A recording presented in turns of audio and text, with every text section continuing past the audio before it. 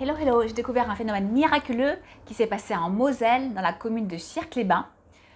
Alors, c'est le visage du Christ qui est apparu sur un immeuble et ça s'est passé le 31 août 1985.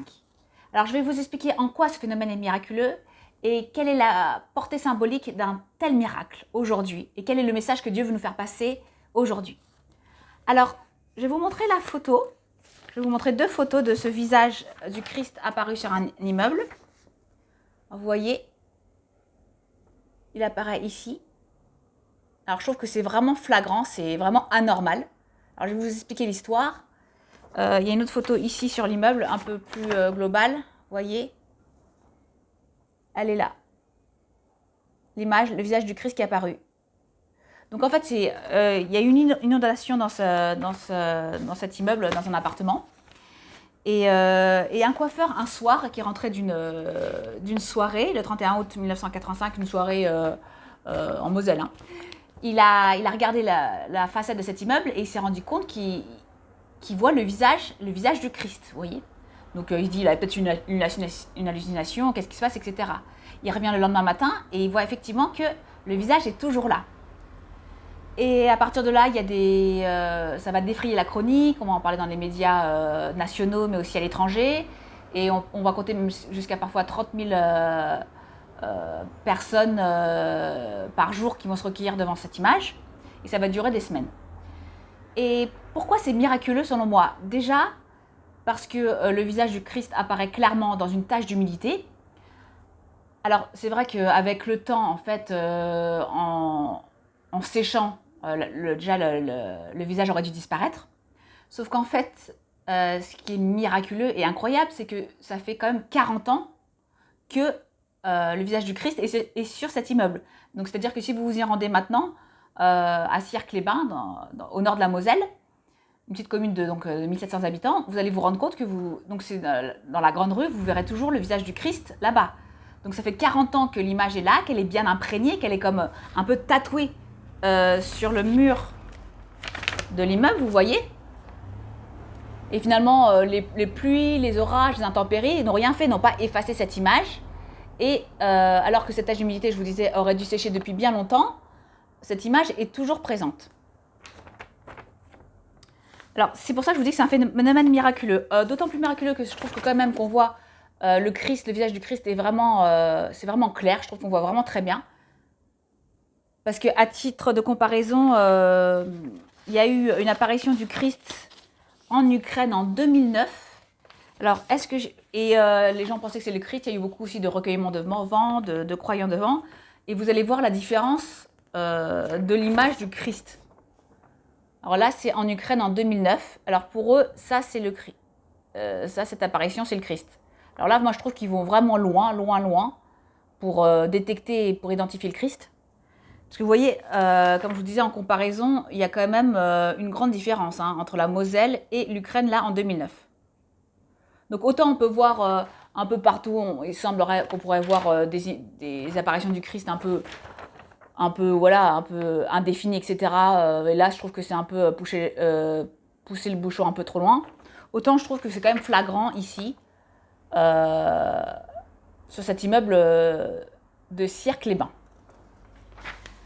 Alors pour moi, c'est un phénomène miraculeux parce que je vous disais, malgré les intempéries, la pluie, etc., les orages, même à une époque, ils ont frotté dessus, ils ont carrément frotté dessus et l'image est toujours restée intacte et indemne.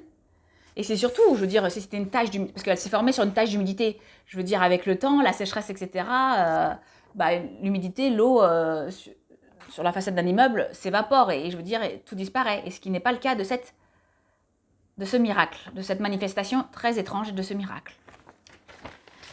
Alors, quelle est la portée symbolique de cette apparition? Et pour moi, quel est le message de Dieu, et quel est le message que Dieu veut nous faire passer? Déjà, si cette image n'a pas disparu pour moi, c'est que le message que veut nous délivrer Dieu est toujours d'actualité, même 40 ans après. Et même d'autant plus que 40 ans après, parce qu'en fait, on voit que le Christ, il a le regard qui... Alors là, dans ce visage, il a le regard qui se dirige vers la chapelle de Marienfloss.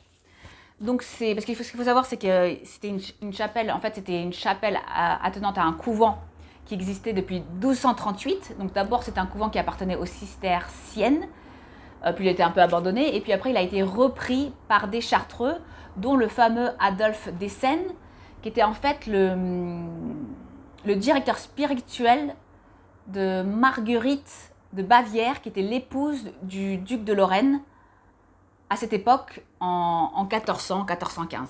Et donc en 1415, le Adolphe Dessènes, ce moine chartreux rhénan, reprend le couvent. Il y fonde un couvent de chartreux. Et il est accompagné dans cette mission par aussi le célèbre, son vicaire, et le célèbre Dominique de Prusse. Et pourquoi c'est si important? Et pourquoi Sierck-les-Bains a un passé religieux si important? C'est parce qu'en fait, Dominique de Prusse, qui est un chartreux aussi rhénan, allemand, il va introduire dans la récitation du rosaire la méditation des mystères de la vie de Jésus et de la Sainte Vierge. Et ça, c'est vraiment une nouveauté. Alors qu'avant, on récitait les Je vous salue Marie, là, voilà, en continu. On disait qu'il fallait contempler la vie de Jésus. Mais apparemment, Dominique de Prusse avait du mal à contempler cette vie en oraison. Et donc, c'est lui qui introduit les célèbres clausules après, par exemple, Jésus, fils de Dieu, il va dire le plus beau des hommes est béni, Sainte Marie, Mère de Dieu, priez pour nous pauvres pécheurs. Vous savez, les clausules, c'est des petites phrases qui parlent de la vie de Jésus et qui sont rajoutées après le fameux Jésus, fils de Dieu, voyez quoi. Et c'est lui qui introduit ces fameuses clausules qui sont si importantes. Et c'est marrant parce que même après Jean-Paul II, Jean-Paul II va intégrer ces célèbres clausules à chaque mystère glorieux, joyeux, lumineux du rosaire. Donc il reprend un peu cette tradition, vous voyez, de Dominique de Prusse. Et pourquoi c'est si important? Parce que Dominique de Prusse, en 1415, va avoir, vers 1429 plutôt, pardon, il va avoir une vision de l'importance de ces clausules pour le ciel et pour son avancement intérieur, pour son cheminement spirituel, parce que dans sa vision, il voit ça alors. Donc la Vierge se tenait entourée de toute la cour céleste. Celle-ci lui chantait le rosaire avec les clausules de Saint Dominique, donc Saint Dominique de Prusse. Au nom de Marie, tous inclinaient la tête. À celui de Jésus, il ployait le genou. Enfin, il terminait le chant des clausules par un Alléluia. Tous rendaient à Dieu de grandes actions de grâce pour tous les fruits spirituels produits par cette récitation et demandaient à Dieu d'accorder à ceux qui réciteraient ainsi le rosaire la grâce d'un grand profit pour leur avancement intérieur. Donc, vous voyez, le ciel approuve cette introduction des mystères de la vie de Jésus et de la Sainte Vierge dans le rosaire. Et à partir de là, à partir du XVe siècle, cette pratique va être répandue et va être répandue largement, vous voyez. Donc c'était vraiment une nouveauté, une innovation extraordinaire et bienvenue pour le ciel, qui est extrêmement content de cette initiative humaine de Dominique de Prusse avec Adolphe Dessènes, son prieur. Donc on dit que ce fameux visage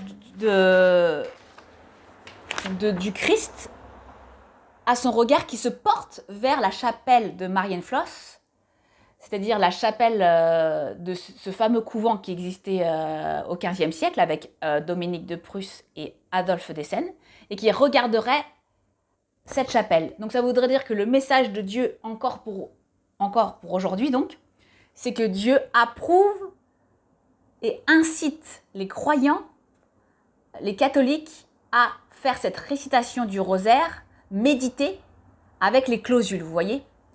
Donc, ça veut dire que pour lui, le fait que cette apparition apparaisse dans cette commune, c'est pour dire à quel point il faut se remettre à la prière, l'importance de l'oraison, l'importance de la prière, l'importance du rosaire. Donc là, je vais vous mettre aussi le lien de la vidéo quand je parlais des 15 promesses de la Vierge. Pour ceux qui récitent le rosaire, vous pouvez aller la voir. L'importance du rosaire pour son cheminement spirituel, son propre cheminement individuel spirituel, pour avancer intérieurement, spirituellement vers la sainteté, à quel point c'est efficace, à quel point c'est approuvé dans le ciel, parce que vous avez vu la vision, toute la cour céleste reprend en chœur cette récitation méditée.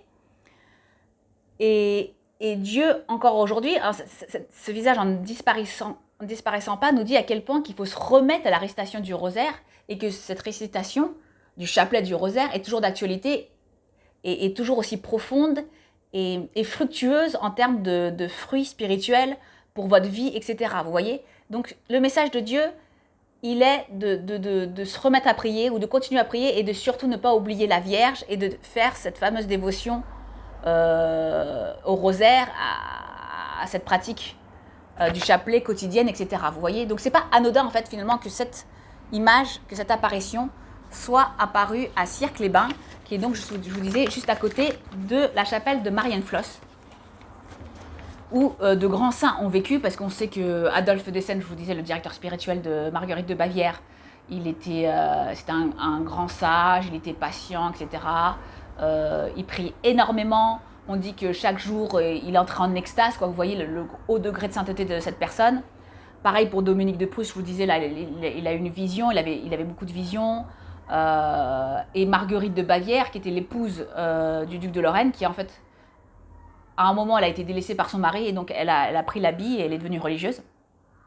Et elle aussi, grâce à la direction spirituelle d'Adolphe Dessène et de tout cet environnement propice à la sainteté, est devenue une grande sainte également. Donc voilà, donc j'espère que... Est-ce que vous pensez que c'est une... Alors pas celle-là, celle de l'Ukraine, ça va... Bon.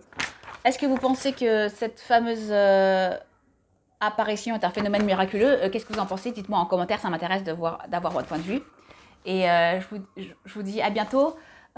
N'hésitez pas à liker ou à vous abonner à la vidéo parce que je mets des posts régulièrement sur mon fil d'actualité de YouTube et vous pouvez aussi vous rendre sur mes pages Facebook. Et là, je mets régulièrement des posts et aussi mon site internet, n'oubliez pas parce que cet été, je vais l'alimenter régulièrement aussi. Je vous dis à bientôt, au revoir.